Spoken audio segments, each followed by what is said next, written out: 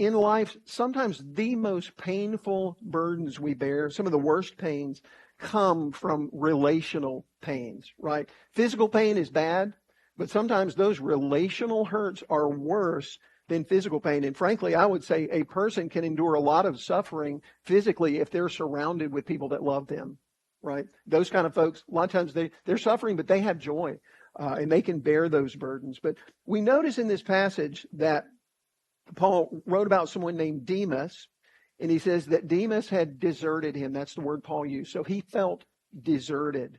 I'm going to guess that many of you here, and I know some of you are young, but even you young people, you've probably already been unfortunate enough to be hurt by someone that you thought was going to be a faithful friend or faithful figure in your life, and they've proven you wrong. Man, that's a hard experience. Just can be devastating. It might be some people here, you've gone through a failed marriage. You were with someone you thought was going to be the faithful partner for the rest of your life, and they weren't. And that's devastating. Maybe it's a parent who should have been there for you but was negligent and wasn't.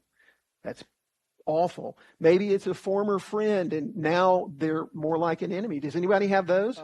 What do we do when a friend that we thought was always going to be there decides that they don't want to be around us anymore? Well, what we see Paul doing is we turn to those who are faithful. We turn to those who do care for us. Demas had deserted Paul, so what did Paul do? He wrote to Timothy. And basically in this letter said, hey, Timothy, I need you. Demas, he's let me down. He's in love with the world and he's departed, and I'm alone. Would you come to me? I need you, brother. I need your help. There's no shame in telling people, I need you. And that's exactly what Paul did. God will provide for us if we're willing to receive what we need, if we're willing to admit what we need. In the case of relationships, it's also a matter of if we're willing to open ourselves up again. Because sometimes when your Demas has departed and deserted you and no one came to your defense when you needed, sometimes you're scared then to let people in.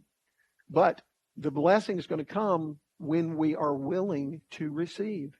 And that takes some risk, doesn't it, to open yourself back up. And the reality is you might get hurt again. You may have a friend that was a friend for a while and then they're not again. But hey, it's still worth it because we are created by God to be relational. We need friends. And if we keep working at it, you know what? You will have those friends that don't let you down.